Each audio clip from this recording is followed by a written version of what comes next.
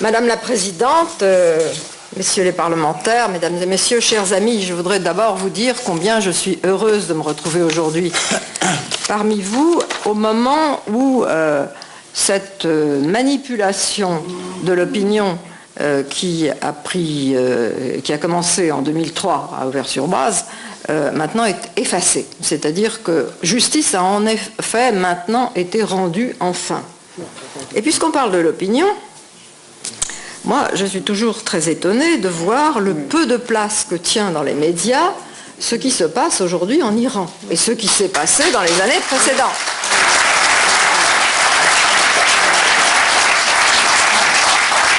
Il y a la cruauté, il y a cette perversion, cette perversité épouvantable, ce mépris des femmes, ce désir de les rabaisser, bien sûr, mais en même temps une stupidité absolument sans limite. Et je pense que c'est ça qu'il faut essayer de dénoncer. Quant à toutes ces horreurs, et vous parliez tout à l'heure de cette jeune femme qui a été pendue, enfin vraiment, elle a été emprisonnée pendant 7 ans et demi. Elle a été pendue, elle avait 26 ans, donc elle est entrée en prison, elle avait à peine 17 ans. C'est presque encore une enfant. Elle a voulu simplement se défendre contre un agresseur qui voulait la violer. Bon, elle a fait ce qu'elle avait à faire en se défendant. Mais arriver à condamner à mort par pendaison une jeune femme qui n'a strictement rien fait de mal que de se défendre, c'est vraiment quelque chose qui va au-delà de ce qu'on peut imaginer, même dans ses pires cauchemars.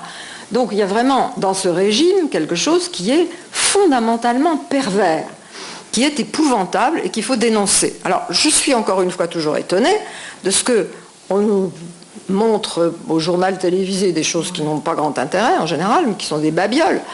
Et on fait un drame de choses qui sont quelquefois tristes, dont on peut effectivement se plaindre, mais ça n'arrive pas à la cheville de ce drame permanent que vit actuellement la population iranienne et en particulier les femmes. Je crois que la France se grandirait de soutenir ce mouvement auprès de l'opinion en général et de prendre les choses à bras-le-corps et puis d'expliquer que, voilà, quels que soient les intérêts économiques, je veux dire, le problème n'est pas là, on ne peut pas continuer comme ça.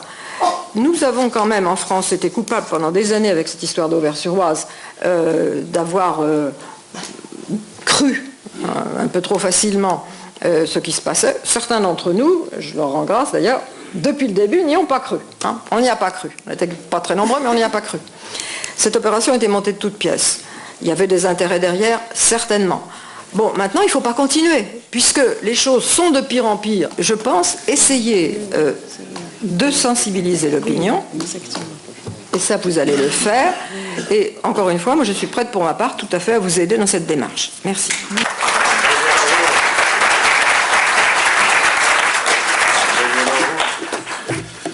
C'est tout ce qui concerne la violation des droits fondamentaux des femmes en particulier dans l'Iran des mollahs.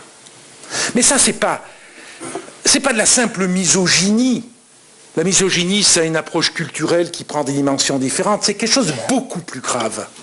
Ça s'appuie sur une idéologie. Ça s'appuie sur une conception d'un islam radical qui ramène les femmes en seconde zone. Ça s'appuie sur de l'idéologie réfléchie. C'est quelque chose de volontaire. C'est quelque chose de calculé, de réfléchi donc.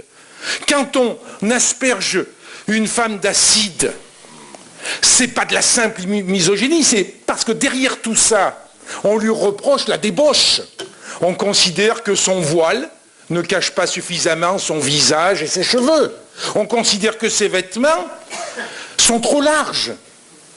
Ça s'appuie sur cette appréciation-là. C'est-à-dire que c'est une violence que je qualifierais d'idéologique et qui est mise en œuvre consciemment par le régime des mollahs.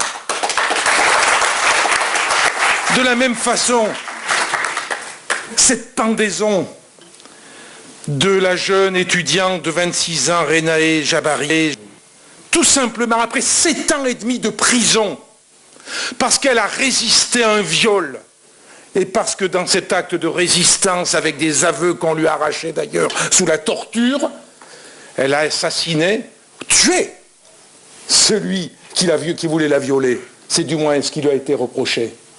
Derrière tout ça, là aussi, c'est considérer que la femme est objet. C'est considérer que la femme peut être violée. C'est considérer que la femme peut être soumise à des violences. Et ça, nous ne l'admettons pas. Et dans notre conscience à nous, c'est un des sujets qui fait que nous agissons avec la résistance iranienne. Deuxième aspect, pour ne pas être trop long, sur lequel je voudrais revenir, ça me semble extrêmement important dans le contexte. Nous vivons aujourd'hui, je crois, une forme d'angoisse tous de ce qui se passe au niveau de la planète. C'est terrible. Ce que fait Daesh et l'islamisme radical. Mais mesurons contre les pratiques institutionnalisées, et on pourrait presque dire aujourd'hui banalisées, que sont la décapitation, que sont les amputations, que sont les lapidations.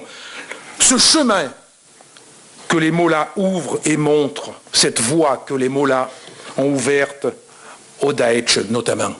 Imaginons ce que serait cette démocratie qui apporterait cet oxygène, qui ferait vivre cette société civile iranienne qui est aujourd'hui étouffée, cette société sous la peur, parce qu'on ne veut pas que la rue s'exprime, et pour cela on écrase les droits humains.